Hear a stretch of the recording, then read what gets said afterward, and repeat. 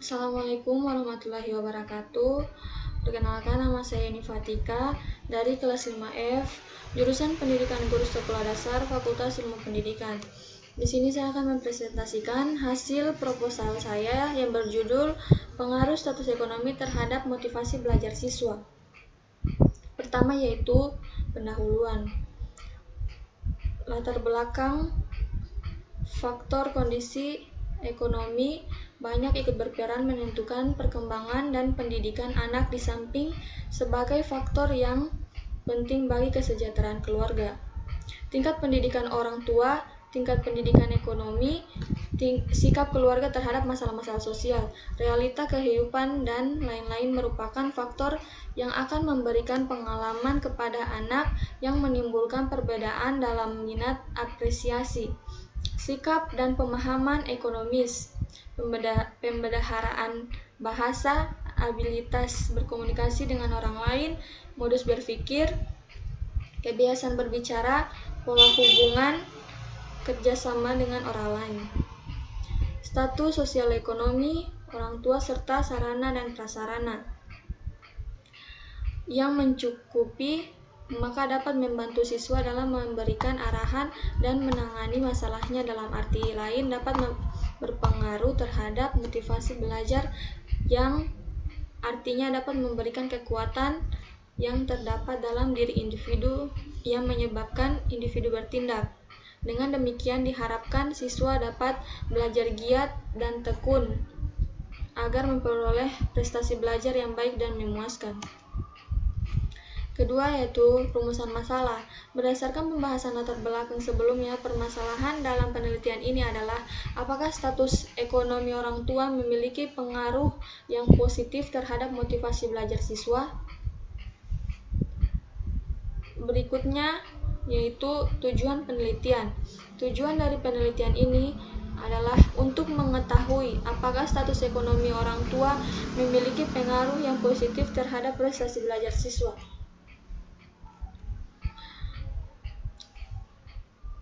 Selanjutnya, batasan penelitian. Ruang lingkup penelitian ini meliputi dua variabel penelitian, yaitu satu variabel bebas, yaitu pengaruh status ekonomi orang tua. Yang kedua, variabel terikat, yakni prestasi belajar siswa. Selanjutnya, hipotesis penelitian. Hipotesis yang diajukan dalam penelitian ini adalah yaitu satu, ada pengaruh signifikan positif antara status ekonomi orang tua terhadap prestasi belajar siswa. Yang kedua, ada beberapa pengaruh yang cukup besar antara status ekonomi orang tua terhadap prestasi belajar siswa. Bab 2, kajian teori. Pertama, status ekonomi. Status ekonomi adalah tempat atau posisi seseorang dalam suatu kelompok sosial yang berhubung dengan kelompok-kelompok lain di dalam kelompok yang lebih besar lagi. Kita tidak dapat membayangkan bagaimana kehidupan manusia jika berada dalam masyarakat sosial. Sebab semua individu-individu tidak dapat hidup dalam kesendirian selamanya. Manusia membutuhkan satu sama lain untuk bertahan hidup dan juga untuk hidup sebagai manusia. Status ekonomi juga dapat diartikan sebagai suatu keadaan sosial ekonomi yang menyangkut tentang kedudukan seseorang dalam masyarakat serta usaha yang menciptakan barang dan jasa demi terpenuhnya kebutuhan baik jasmani maupun rohani. Selanjutnya, lingkungan. Satu, definisi lingkungan. Belajar pada hakikatnya adalah suatu interaksi antara individu dan lingkungan. Lingkungan menyediakan rangsangan atau stimulus terhadap individu dan sebaliknya individu memberikan respon terhadap lingkungan. Dalam proses interaksi itu dapat terjadi perubahan pada diri individu berupa perubahan tingkah laku. Dapat juga terjadi individu menyebabkan terjadinya perubahan pada lingkungan, baik yang positif ataupun bersifat negatif. Hal ini menunjukkan bahwa fungsi lingkungan merupakan faktor yang penting dalam proses belajar mengajar. Yang selanjutnya yaitu motivasi belajar. Pengertian motivasi. Pengertian motivasi belajar menurut Nana Shaodi mengemukakan bahwa motivasi adalah suatu kondisi dalam diri individu yang mendorong atau menggerakkan individu tersebut melakukan kegiatan mencapai sesuatu tujuan. Sedangkan menurut M. Ngalim Purwanto juga mengemukakan bahwa motivasi adalah suatu usaha yang disadari untuk mempengaruhi tingkah laku seseorang agar ia tergerak hatinya untuk bertindak melakukan sesuatu sehingga mencapai hasil atau tujuan tertentu. Selanjutnya, faktor-faktor yang mempengaruhi motivasi belajar, yaitu menurut Dimyati atau Mujiono mengemukakan bahwa ada beberapa faktor yang mempengaruhi motivasi belajar, yaitu 1. Cita-cita dan aspirasi. Dan kedua, kemampuan adalah hal yang dibutuhkan dalam proses belajar. Kemampuan ini meliputi aspek psikis yang dimiliki oleh diri siswa. Yang ketiga, kondisi siswa. Kondisi siswa ini meliputi kondisi fisik siswa dan kondisi psikologis siswa. Yang keempat, kondisi lingkungan. Kondisi lingkungan yaitu kondisi lingkungan yang dapat mempengaruhi siswa terbagi menjadi 3, yaitu kondisi sekolah di mana siswa menuntut ilmu, kondisi keluarga yang merupakan tempat tinggal siswa, dan kondisi lingkungan masyarakat, yaitu lingkungan sekitar tempat tinggal siswa yang dapat secara tidak langsung mempengaruhi motivasi belajar siswa ketika di rumah. Lingkungan masyarakat hendaknya menciptakan lingkungan yang kondusif seperti menciptakan budaya gemar membaca dan menulis. Yang kelima, unsur-unsur dinamis dalam belajar. Unsur-unsur dinamis dalam belajar adalah unsur yang muncul dalam belajar dan keberadaannya tidak stabil. Kadang bisa bersifat kuat dan kadang tidak ada sama sekali, terutama untuk kondisi-kondisi yang sifatnya kondisional seperti kondisi emosi, gairah belajar, situasi belajar, dan keadaan dalam rumah. Macam-macam motivasi belajar. Menurut Syaiful Bahri Jamarah, motivasi dapat dibedakan menjadi 2 macam, yaitu dalam diri pribadi seseorang atau motivasi intrinsik dan motivasi belajar menurut Syaiful Bahri Jamarah yaitu motivasi ekstrinsik. Berikut ini adalah pengertian dari motivasi intrinsik. Motivasi intrinsik adalah motivasi belajar dari diri orang itu sendiri dan tidak perlu rangsangan dari luar untuk melakukan sesuatu. Siswa akan termotivasi untuk belajar karena ingin menguasai nilai-nilai yang terkandung dalam bahan pelajaran, bukan karena keinginan mendapatkan pujian, nilai yang tinggi, dan hadiah dan lain-lain. Yang kedua, motivasi ekstrinsik. Motivasi ekstrinsik adalah motivasi yang bersifat aktif dan berfungsi karena adanya rangsangan dari luar. Dikatakan anak memiliki motivasi ekstrinsik untuk belajar jika siswa menempatkan tujuan belajarnya terletak di luar hal yang dipelajarinya, seperti dalam mencapai hasil yang tertinggi, gelar, dan kehormatan lain. Selanjutnya yaitu bab 3 metode penelitian, yaitu 1. Pendekatan dan jenis penelitian. Dalam penelitian ini, peneliti mengemukakan pendekatan kuantitatif.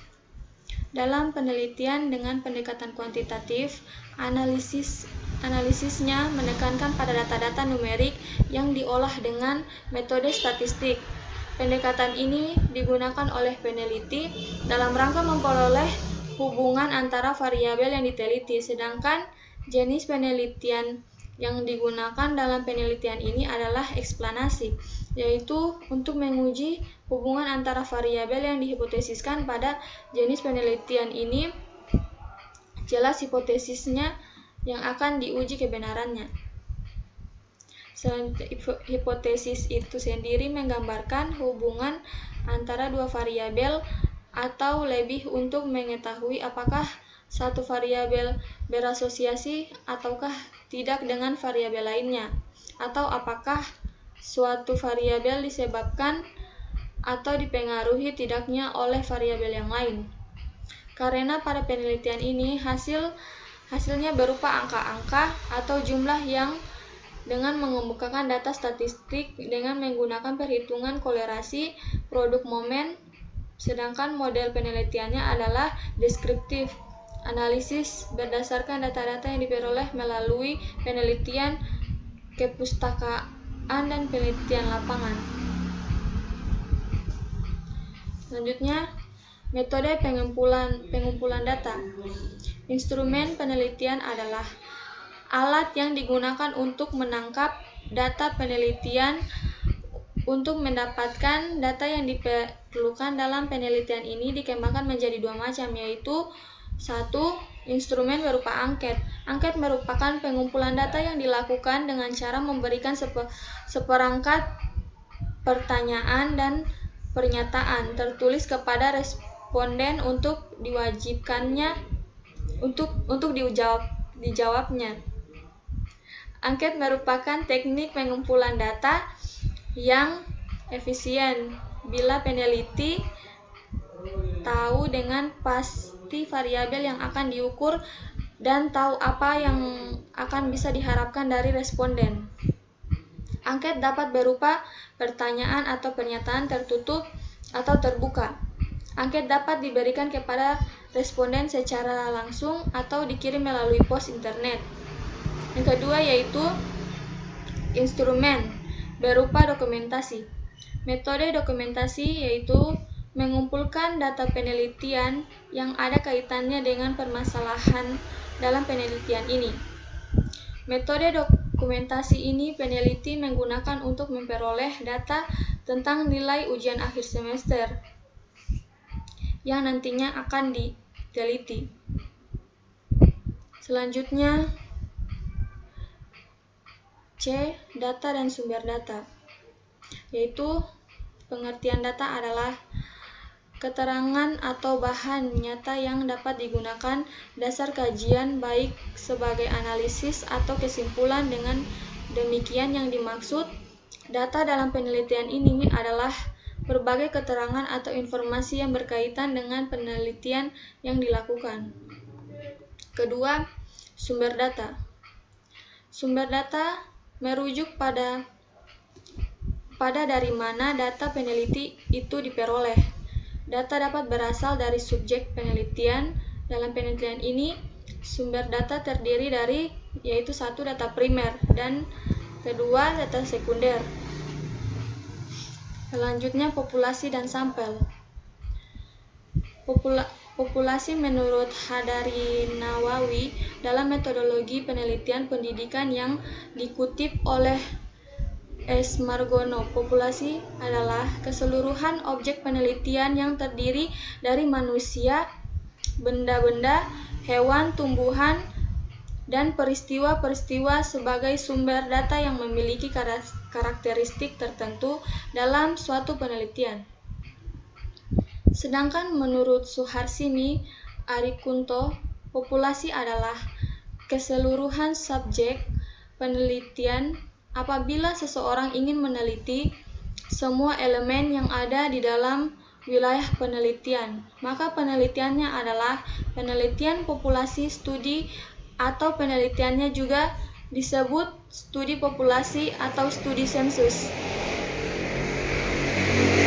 Selanjutnya, sampling. Dalam suatu penelitian sering berhadapan dengan populasi yang banyak. Adapun penelitian dari metode sampling adalah memilih sejumlah tertentu dari jumlah keseluruhan. Dalam pengertian yang lain, metode sampling adalah teknik pengambilan sampel. Dari pengertian di atas dapat disimpulkan bahwa metode sampling adalah suatu cara dalam mengambil sampling